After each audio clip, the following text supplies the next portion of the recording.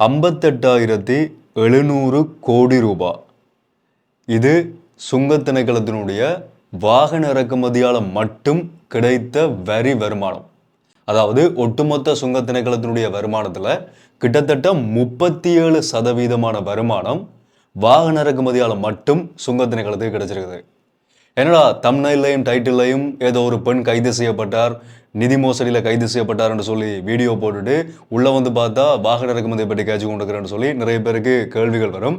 இந்த வீடியோவில் 2 முக்கியமாக இப்போ போய்கொண்டிருக்கக்கூடிய பிரச்சனையை பற்றி நான் உங்களுக்கு சொல்ல போகிறேன். ஒன்று நிதி மோசடிகள் மற்றும் பண மோசடி. 2வது இலங்கைக்குள்ள பெரிய அளவில் பேசப்பட்டு கொண்டிருக்கக்கூடிய ஒரு வீதி விபத்து. ஒரே ஒரு பைக் ஆக்சிடென்ட் இப்போ ஒட்டுமொத்த இளைஞர் சமுதாயத்துக்கும், முக்கியமாக பைக் வச்சிருக்கக்கூடிய பைக் கேட்கக்கூடிய பிள்ளைகளினுடைய அப்பா அம்மாவுக்கும் ஒரு சரியான பாடத்தை கற்பிச்சு கொடுத்துருக்குது. இந்த வீடியோவில் நான் சொல்ல போகிற விஷயங்கள் உங்களுக்கு மட்டுமில்லை, எனக்கு இந்த ஒட்டுமொத்த இலங்கைக்குள்ள இருக்கக்கூடிய மக்களுக்கும், முக்கியமாக வீதிகளை பயன்படுத்தக்கூடிய மக்களுக்கும், அதோடு சேர்த்து அப்பா அம்மாவுக்கும் பாதுகாவலர்களுக்கும், யார் யார் பைக்கை கொடுத்து அவங்களோட பிள்ளைகளை வழியில் அனுப்புகிறார்களோ அத்தனை அப்பா அம்மாவுக்கும் பாதுகாவலர்களுக்குமான ஒரு முக்கியமான எச்சரிக்கையாக இந்த வீடியோவில் நான் சொல்ல போகிற விஷயங்கள் இருக்க போகுது. நான் சில தரவுகள் எல்லாமே எடுத்து வச்சிருக்கிறேன். நிறைய பேருக்கு அதிர்ச்சியை ஏற்படுத்தக்கூடிய தரவுகளாகவும் இந்த தரவுகள் இருக்கலாம். உத்தியோகபூர்வமாக இளைஞருடைய அரசாங்கத்தில் வெளியிடப்பட்ட தரவுகளை முழுமையாக நாங்களோட பகிர்ந்து கொள்ள போகிறேன். ஸோ ஒரு முக்கியமான வீடியோ அந்த வீடியோ இருக்க போது இந்த வீடியோ நீங்கள் பார்க்குறது மட்டும் இல்லாமல் எத்தனை பேருக்கு சமூக அக்கறை இருக்குதோ அத்தனை பேரும் உங்களால் முடிஞ்ச வரைக்கும் இந்த வீடியோவை எல்லா இடத்துலையுமே பகிர்ந்து கொள்ளுங்க. உங்களோட வாட்ஸ்அப் குரூப்பில், உங்களோட குடும்பங்களுக்கு இடையில், ஃப்ரெண்ட்ஸுக்கு இடையில் எவ்வளவு இடங்களில் பகிர முடியுமோ அவ்வளோ இடங்களையும் பகிர்ந்து கொள்ளுங்க. எல்லாருமே தெரிஞ்சு கொள்ள வேண்டிய ஒரு முக்கியமான விஷயம். ஸோ என்னன்றதை விரிவாக முதலிருந்து இந்த 2 விடயங்களையும் ஒவ்வொன்றா பார்க்கலாம். அனைவருக்கும் வணக்கம். நான் உங்கள் BK கரிகாலன். அதனோட பார்க்குறதுக்கு முதல் தொடர்ச்சி என்னுடைய அப்டேட்ஸை பார்க்குறதுக்கு இப்போ தான் என்னோட சேனலுக்கு புதுசாக வந்து பார்த்து கொண்டீங்கன்னு சொன்னால் இப்போவே சப்ஸ்கிரைப் பண்ணி அந்த பெல் ஐக்கனை கிளிக் பண்ணி ஆல் ஆப்ஷன் வச்சுக்கோங்க. அப்போ நான் அப்லோட் பண்ண வீடியோஸ் எல்லாமே தொடர்ச்சி உங்களுக்கு கொடுங்க நோட்டிஃபிகேஷன்ஸாக வரும். அதே மாதிரி யாராவது என்ன பர்சனலாக ஃபாலோ பண்ண நினச்சிங்கன்னு சொன்னால் இன்ஸ்டாகிராமில் போய் BK கரிகாலன் சர்ச் பண்ணிங்கன்னு சொன்னால் இந்த ப்ரொஃபைல் ஒரு மெகமரிக்காக ஃபாலோ பண்ணிக்கொள்ளுங்க. இந்த வீடியோவை லைக் பண்ணதுக்கு மறந்துடாதீங்க. வீடியோட கடைசியில் நான் ஏற்கனவே சொன்ன மாதிரி முடிஞ்ச வரைக்கும் எல்லாருக்குமே இந்த வீடியோ ஷேர் பண்ணி விட்ருங்க. ஓகே, முதலாவதாக நாங்கள் பார்க்க போகிற விஷயம் என்னென்னு சொன்னால், ஒரு நிதி மோசடியில் ஈடுபட்ட பெண் ஒருத்தர் இப்போ கைது செய்யப்பட்டு இலங்கைக்குள்ள கொண்டு வரப்பட்டிருக்கிறார். எல்லாருக்குமே தெரியும், இலங்கையினுடைய போலீசாரால் ரெட் லிஸ்ட் பண்ணப்பட்ட, அதாவது இன்டர்போலால் ரெட் லிஸ்ட் பண்ணப்பட்டு சிவப்பு எச்சரிக்கை விடுக்கப்பட்ட, சர்வதேச அளவில் தேடப்பட்டு கொண்டு வரக்கூடிய இலங்கையை சேர்ந்த குற்றவாளிகளை திரும்ப நாட்டுக்குள்ளே கொண்டு வரதுக்கான செயல்பாடுகளை இப்போ இலங்கையினுடைய போலீசார் மேற்கொள்ள ஆரம்பிச்சிருக்கிறார்கள். அந்த அடிப்படையில் அதிகமான குற்றவாளிகள், இப்படி ரெட் லிஸ்ட் பண்ணப்பட்ட குற்றவாளிகள் எங்கே பதுங்கி இருக்கிறார்கள்னு சொன்னால் மத்திய கிழக்கு நாடுகளில், முக்கியமாக துபாயில் தான் பதுங்கி இருக்கிறார்கள். அந்த மாதிரி துபாயில் கடந்த 16ஆம் தேதி 2 பாதாள உலக குழுக்களை சேர்ந்த குற்றவாளிகளும் ஒரு பெண் ஒருத்தரும் கைது செய்யப்பட்டு இப்போ இலங்கையை கொண்டு வரப்பட்டிருக்கிறார்கள். இந்த கைது செய்யப்பட்ட 3 பேரில் அந்த பெண் யார், அவர் எதுக்காக கைது செய்யப்பட்டிருக்கிறார்னு சொன்னால், இவர் முன்னாள் CCD Colombo crime division, Colombo குற்றப்பிரிவில் பணியாற்றின ஒரு காவல்துறை அதிகாரியினுடைய மனைவியாக சொல்லப்படுறார்.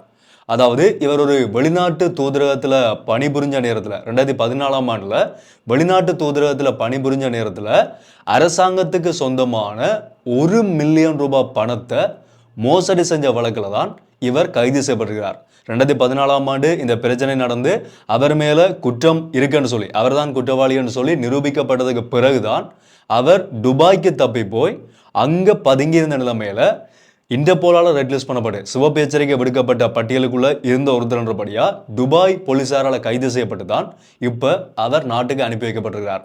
அது மட்டும் இல்லாமல் முக்கியமான பாதாள உலக குழுக்களினுடைய குற்றங்களோடையும் இந்த பெண்ணுக்கு தொடர்பு இருக்குன்னு சொல்லியும் இப்போ செய்திகள் வெளியாக இருக்குது. மேலதிகமான விசாரணைகள் இப்போ இலங்கையினுடைய குற்றப்புலனாய்வு பிரிவினரால் மேற்கொள்ளப்பட்டு கொண்டு வரதா இப்போ வரைக்கும் வந்திருக்கக்கூடிய செய்திகளில் எங்களால் பார்க்கக்கூடியமா இருக்குது. ஸோ இது முதலாவது விஷயம். அடுத்த 2வது இப்போ இலங்கைக்குள்ள பேசப்பட்டு கொண்டிருக்கக்கூடிய மிகப்பெரிய ஒரு விடயம் என்று சொல்லப்போனால் இலங்கையினுடைய ஒரு பிரதானமான பிரச்சனைகளுக்குள்ள எங்களோட நாடு எதிர்கொள்ளக்கூடிய பிரதானமான பிரச்சனைகள் இருக்குது தானே. ஒன்று பொருளாதார நெருக்கடி, அடுத்தது நாட்டை எப்படி திரும்ப கட்டியெழுப்ப போறோம்ன்ற ஒரு பிரச்சனை, அடுத்த பக்கம் இந்த இயற்கை பேரனர்த்தத்தால் ஏற்பட்ட இழப்புகளை எப்படி சரி செய்ய போறோம்ன்ற ஒரு பிரச்சனை. இந்த மாதிரி பிரதானமான பிரச்சனைகள், ஆக அதிக உச்சகட்டத்தில் இருக்கக்கூடிய பிரச்சனைகள்னு சொல்லி சில பிரச்சனைகள் போய்கொண்டு தானே, அந்த பிரச்சனைகளுக்குள்ள பிரதானமா இப்ப எங்க நாட்டில் பார்க்கக்கூடிய ஒரு பிரச்சனையா மாறிக்கொண்டு வரக்கூடிய ஒரு பிரச்சனை தான் வீதி விபத்துகள். உண்மையா சொல்றேன், நீங்க நிறைய பேர் இதை ஒரு நகைச்சுவையாக கூட எடுத்துக்கொள்ளலாம். என்னடா ரோடு ஆக்சிடென்ட்டை போய் நீ நாட்டில் பிரதானமான பிரச்சனை சொல்றீங்கன்னு சொல்லி கேட்டீங்கன்னு சொன்னா, கடந்த வருஷம் மட்டும் எங்களோட நாடு ஒரு சின்ன ஒரு நாடு, எங்களோட நாட்டுக்குள்ள ஒரு குறிப்பிட்ட அளவான மக்கள் சனத்தொகை தான் வாழ்ந்து கொண்டுக்கிறோம். 22 மில்லியன் மக்கள் தான் வாழ்ந்து கொண்டுக்கிறோம்.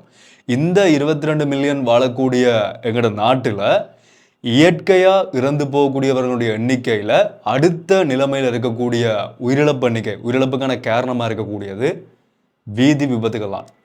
போன வருஷம் மட்டும் நீங்க சொன்னா நம்ப மாட்டீங்க, 2710 பேர் வீதி விபத்துகளால் மட்டுமே உயிரிழந்து போயிருக்கிறார்கள், இறந்து போயிட்டார்கள். இயற்கையான சாவு கிடையாது, வேற எந்த ஒரு காரணமும் கிடையாது, வெறும் ரோடு ஆக்சிடென்ட், பைக் ஆக்சிடென்ட், வாகனங்கள் மோதி உயிரிழந்தது, டிப்பர் வாகனங்கள் மோதி உயிரிழந்தது, பஸ் மோதி உயிரிழந்தது. இந்த காரணங்களால வீதி விபத்தால மட்டுமே இந்த ஒரு சின்ன நாட்டுக்குள்ள 2710 பேர் உயிரிழந்து போயிருக்கிறார்கள். இது கடந்த வருடத்தோட ஒப்பிடைக்க 322 பேர் அதிகம். 2024ஆம் ஆண்டை விட 322 பேர் அதிகம். இந்த வருஷம் இதை விட சிலவள அதிகரிக்கலாம், இல்லாட்டி குறைவடையலாம். இப்போ இந்த 19 நாட்களுக்குள்ள, இந்த வருடம் ஆரம்பிச்சு இந்த 19 நாட்களுக்குள்ளேயே கிட்டத்தட்ட 82 பேருக்கு மேல உயிரிழந்து போயிருக்கிறதாகவும் செய்திகளில் எங்களால் பார்க்கக்கூடிய மாதிரி இருந்தது. 2-3 நாட்களுக்கு முதல் வந்த தரவுகளினுடைய அடிப்படையில். இதை வச்சு கொண்டு மட்டுமே எங்களோட நாட்டினுடைய பிரதானமான பிரச்சனையா இந்த ரோடு ஆக்சிடென்ட்ஸ் மாறிக்கொண்டிருக்குன்னு சொல்லி நான் சொல்ல வரையில, இதையும் தாண்டி இதை குறைக்கிறதுக்காக இலங்கையினுடைய காவல்துறையினர் எடுக்கக்கூடிய நடவடிக்கைகள் நீங்க பாத்தீங்கன்னா தெரியும். கடந்த ஒரு சில நாட்கள்ல மட்டும் இந்த பொலிஸ்மா அதிபரால், அதாவது போக்குவரத்துகள் தொடர்பாக மேற்கொள்ளப்பட்ட விழிப்புணர்வு செயல்பாடுகளாக இருந்தாலும் சரி, இல்லாட்டி ஏனைய இடங்களில் நடந்த போலீஸார் கலந்து கொண்ட மீட்டிங்ஸில் சில கூட்டங்களாக இருந்தாலும் சரி, பிரதானமாக போலீஸார் முன்வச்ச ஒரு பிரதானமான பிரச்சனை என்ன சொன்னால், நாடு எதிர்கொள்ளக்கூடிய பிரதானமான பிரச்சனை என்ன சொன்னால், இந்த வீதி விபத்துகள் தான். எப்படி இந்த ரோடு ஆக்சிடெண்ட்டை குறைக்க முடியும்? ஒன்று, போதையில் வாகனங்களை செலுத்தக்கூடிய சாரதிகளை கண்டுபிடிக்கிறது. அதுக்காக புதிய சாதனங்களை நாட்டுக்குள்ளே கொள்வனவு செய்ய ஆரம்பிச்சிருக்கிறார்கள். அது எல்லா போலீஸ் நிலையங்களுக்குமே விநியோகிக்கவும் பட்டிருக்குது. அடுத்தது அவர்களுக்கான தண்டப்பணம், ஃபைன் அறவிடுறது, டிரைவிங் லைசன்ஸை கேன்சல் பண்ணுறது, லைசன்ஸில் ஒரு புள்ளி முறைமை கொண்டு வரப்படுறது. அந்த புள்ளியினுடைய அடிப்படையில் எவ்வளவு புள்ளிகள் குறைக்கப்படுதோ அவர்களுடைய லைசன்ஸ் வாழ்நாள் முழுவதும் தடை செய்யப்படுறது. அடுத்தது, ஒரு விபத்து நடக்குதுன்னு சொன்னால் அந்த விபத்தை ஏற்படுத்தக்கூடிய சாரதி குடிச்சிருந்தாலோ இல்லாட்டி போதைப் பொருளை பயன்படுத்தியிருந்தாலோ அது ஒரு கொலை முயற்சி என்ற அடிப்படையில் அவர் மேலே வழக்கு தாக்கல் செய்யப்படும் என்ற ஒரு முக்கியமான சட்டம் வரைக்கும், ஒரு அதி உச்சகட்டமான சட்டம். ஒருத்தர் குடிச்சிட்டு போய் வாகனம் போட்டா, ஜோதிச்சு பாருங்க, நீங்கள் சிம்பிளாக ஜோதிச்சு பாருங்க, ஒரு நல்ல பார்ட்டிக்கு போயிட்டு ஒருத்தர் பைக் ஓடிக்கொண்டு போகிறார், இல்லாட்டி ஒரு கார் ஓடிக்கொண்டு போகிறாருன்னு வச்சுக்கொள்வோம்.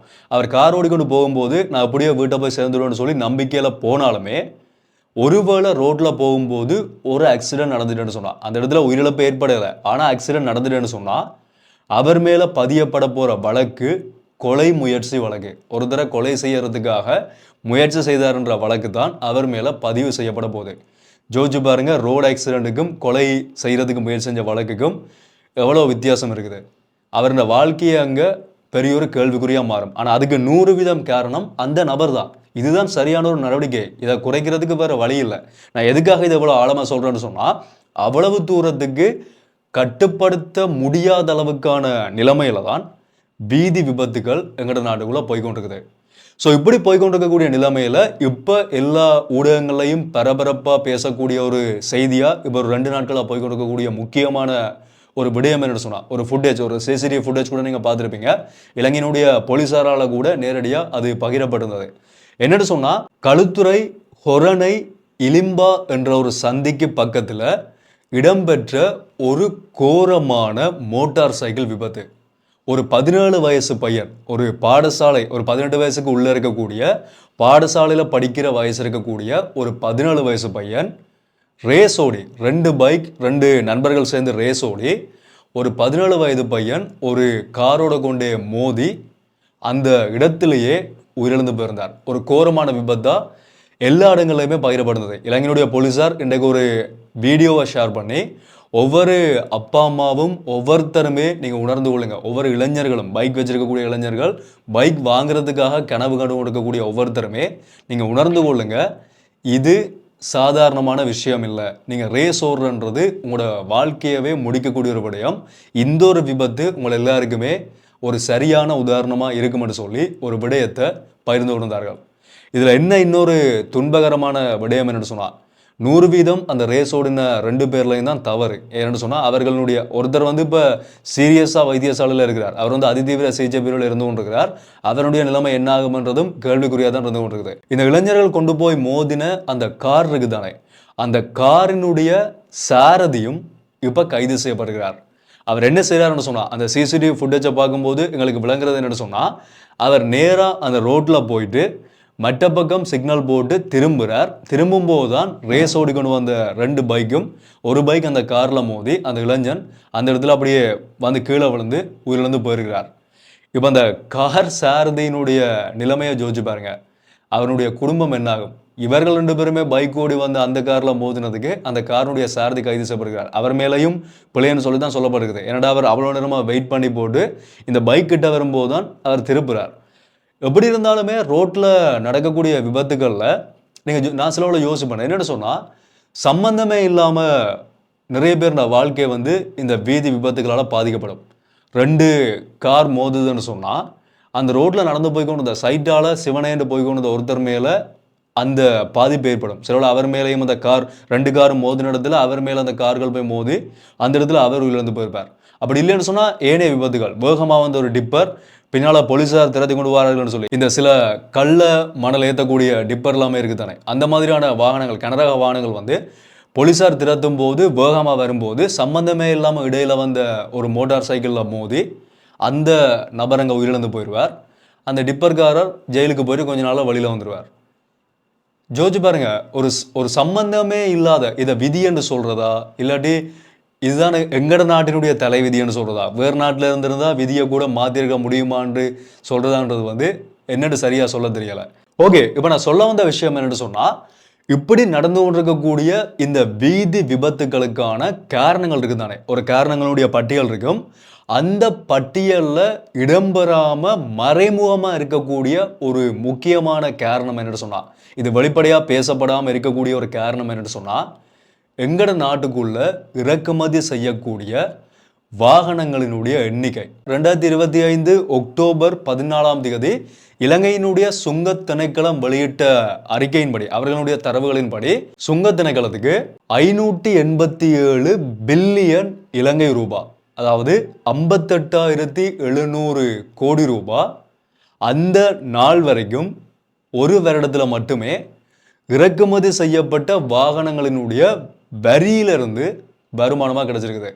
ஒட்டுமொத்த சுங்க திணைக்களத்தினுடைய வருமானத்தில் வரியால் பெறக்கூடிய வருமானம் இருக்குது தானே, அந்த ஒட்டுமொத்த வருமானத்திலையும் 37% வருமானம் வாகன இறக்குமதியால் மட்டுமே சுங்க திணைக்களத்துக்கு கிடைச்சிருக்குது. 55,447 கார்கள் மட்டுமே 55,447 கார்கள் இறக்குமதி செய்யப்பட்டிருக்குது. அதுக்காக விதிக்கப்பட்ட வரி வருமானம் எவ்வளோன்னு சொன்னால் 474 பில்லியன் இலங்கை ரூபாய், அதாவது 47,400 கோடி ரூபாய். அடுத்தது 7,331 டிரான்ஸ்போர்ட் வெஹிக்கிள், இந்த பொருட்களை பரிமாற்றம் செய்யக்கூடிய வாகனங்கள் இருக்குதானே, அந்த வாகனங்களை கொள்வனவு செய்ததால 48.67 பில்லியன் ரூபாய் வரி வருமானம் கிடைச்சிருக்குது. அடுத்த 3வது இதுதான் முக்கியமானது, 1,42,524 மோட்டார் சைக்கிள்கள் போன வருஷம் எங்களோட நாட்டுக்குள்ள இறக்குமதி செய்யப்பட்டிருக்குது. இந்த மோட்டார் சைக்கிள் இறக்குமதியால் கிடைச்ச வரி வருமானம் எவ்வளோன்னு சொன்னால் 3000 கோடி ரூபாய், அதாவது 30.37 பில்லியன் இலங்கை ரூபாய். கடைசி 15,034 3 வீலர்ஸ் ஆட்டோக்கள் இறக்குமதி செய்யப்பட்டிருக்குது. இதால் கிடைக்கப்பட்ட வருமானம் 15 பில்லியன் ரூபாய். ஸோ 1,42,524 மோட்டார் சைக்கிள்கள் எங்கட நாட்டுக்குள்ள போன வருஷம் மட்டுமே இறக்குமதி செய்யப்பட்டிருக்குது. அதிக சிசியான பைக்ஸ் இருக்கு தானே, இந்த வேகமான பைக் 200 சிசி 250 சிசி இந்த ரேஞ்சுக்குள்ள இருக்கக்கூடிய பைக்ஸ் இருக்கு தானே, இந்த பைக்குகளினுடைய எண்ணிக்கை எத்தனையா இருக்கும்னு சொல்லி யோசிச்சு பாருங்க. அதே மாதிரி அனாவசியமா தேவைக்கு அதிகமாக கொள்வனவு செய்யப்பட்ட மோட்டார் சைக்கிள்கள் எத்தனை இருக்க மட்டும் யோசிச்சு பாருங்க. மோட்டார் சைக்கிள் வாங்குறது தவறு கிடையாது. எல்லாருக்குமே ஒரு விருப்பம் இருக்கும். எனக்கு தான் விருப்பம் இருக்குது, இந்த மோட்டார் சைக்கிள் வாங்கணும், இதை நான் ஓடி பார்க்கணும்னு சொல்லி. அதுக்காக வாங்குகிற மோட்டார் சைக்கிள்களை இது எந்த வீட்டு ரோட், நான் தான் ஓடுவேன்னு சொல்லி ஓடிக்கொண்டு தான் என்ன நடக்கும்? கண்டிப்பாக விபத்துகள் ஏற்படும். அதே மாதிரி அளவுக்கு அதிகமாக வாங்கினா என்ன நடக்கும்? அதுவும் விபத்து தான் ஏற்படும். ஒவ்வொருத்தருமே சிலவளை யோசிக்கலாம், நான் எனக்கு பிடிச்சதை வாங்குறேன், எந்த வீட்டில் நான் வாகனம் வாங்குறதால தான் ரோட்டில் விபத்து ஏற்படுதா அப்படின்னு சொல்ல வாரியான்னு கேட்டிங்கன்னு சொன்னால், இப்படியே எல்லாரும் ஜோதிச்சா என்ன ஆக மட்டும் தான் ஜோதிச்சு பாருங்க. ஒவ்வொருத்தருமே ஒவ்வொரு வீடுகளில் நான் எனக்கு பிடிச்சதை வாங்குறேன், நான் எனக்கு பிடிச்சதை வாங்குறேன்னு சொல்லி வாங்க ஆரம்பித்தா ரோட்டில் எத்தனை வாகனங்கள் அதிகரிக்கும். ஸோ கடைசியாக இந்த வீடியோவில் நான் சொல்ல நினைச்ச ஒரு முக்கியமான மெசேஜ் என்னன்னு சொன்னால், ஒவ்வொரு இளைஞர்களும் அவர்களினுடைய அப்பா அம்மாவும், நானாக இருந்தாலும் சரி, நீங்களாக இருந்தாலும் சரி, யாராக இருந்தாலுமே இந்த உலகத்தில் எங்கட உயிரை தாண்டி வேறு எதுவுமே முக்கியம் இல்லை. நாங்கள் நார்மலாக ஜோதிச்சு பார்த்தோம்னு சொன்னால் எங்கட உயிருக்கு மேலானது எதுவுமே இல்லை. ஸோ எப்போவுமே எங்கட உயிர், நாங்கள் உயிர் வாழணுமன்ற ஒரு ஆசையில் நாங்கள் எதை செஞ்சாலும் கொஞ்சம் அவதானமாக செய்வோம்.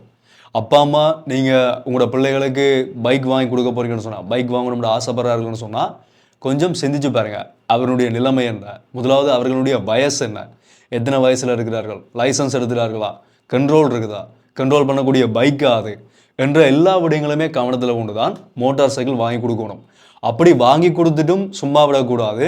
அவர்கள் என்ன செய்கிறார்கள், எங்கே போகிறார்கள், எங்கே வரார்கள், ரேஸ் ஓடுறார்களா, ரேஸ் ஓடணும் மட்டும் ஆசைப்பட்டால் கொண்டு போய் மோட்டோ ஜிபியில் சேர்த்து விட்டால் பிரயோசனமாவது இருக்கும், அவர்களுக்கும் பெருமை கிடைக்கும், ஒரு நாட்டுக்கும் பெருமை கிடைக்கும், அவர்கள் வாழ்க்கையில் எங்கேயோ போவார்கள். ரேஸ் தானே ஓடணும், நீ போய் மோட்டோ ஜிபியில் ஓடு, எதுக்கு ரோட்டில் ஓடிக்கொண்டிருக்கிற என்று சொல்லி அங்கே கொண்டே சேர்த்து விட்டால் கூட ஒரு பிரயோசனமாக இருக்கும்.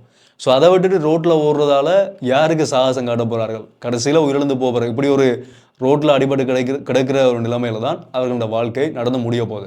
2 நாளைக்கு கதைப்போம், 3ஆம் நாள் இப்படி ஒரு சம்பவம் நடந்தன்றதே எங்களுக்கு மறந்து போயிருக்கும். ஸோ கண்டிப்பாக எல்லாருமே அவதானமாக இருங்க, ஒவ்வொரு அப்பா அம்மாவும் அவதானமாக இருங்க, ஒவ்வொரு பாதுகாவலர்கள், அதே மாதிரி அந்த பைக்கை இல்லாட்டி காரை ஓடக்கூடிய இளைஞர்களும் நீங்கள் அவதானமாக இருந்து கொள்ளுங்க. நான் மறுபடியும் சொல்கிறேன், எங்களோட உயிரை தாண்டி இந்த உலகத்தில் வேறு எதுவுமே முக்கியம் கிடையாது. உயிரன்றது விலை மதிப்பற்றது. அதை கொஞ்சம் சிந்திச்சு நடந்தால் நீண்ட காலம் உயிர் வாழ்ந்து இந்த உலகத்தில் நிறைய விஷயங்களை சாதிக்கலாம், நிறைய வாழ்க்கையை அனுபவிக்கலாம். இதை பற்றி உங்களுடைய கருத்துக்களை நீங்கள் தாராளமாக கீழே கமெண்ட்டில் சொல்லிடலாம். இந்த ஒரு விடயத்தை தான் உங்களோட பகிர்ந்து கொள்ள வச்சிருந்தான். தொடர்ச்சி அப்டேட்ஸ் எல்லாத்தையும் நான் உங்களுக்கு அப்டேட் பண்ணுறேன். இந்த வீடியோ நீங்கள் புதுசாக பார்த்து கொண்டு வந்தீங்கன்னு சொன்னால் சப்ஸ்கிரைப் பண்ணியிருப்பீங்க. அப்படி பண்ணலன்னு சொன்னால் இப்போவே சப்ஸ்கிரைப் பண்ணி அந்த பெல் ஐக்கனை கிளிக் பண்ண ஒரு ஆப்ஷன் வச்சுக்கோங்க. அப்போ நான் அப்லோட் பண்ணுற வீடியோஸ் எல்லாமே தொடர்ச்சி உங்களுக்கு கொடுங்க நோட்டிஃபிகேஷன்ஸாக வரும்.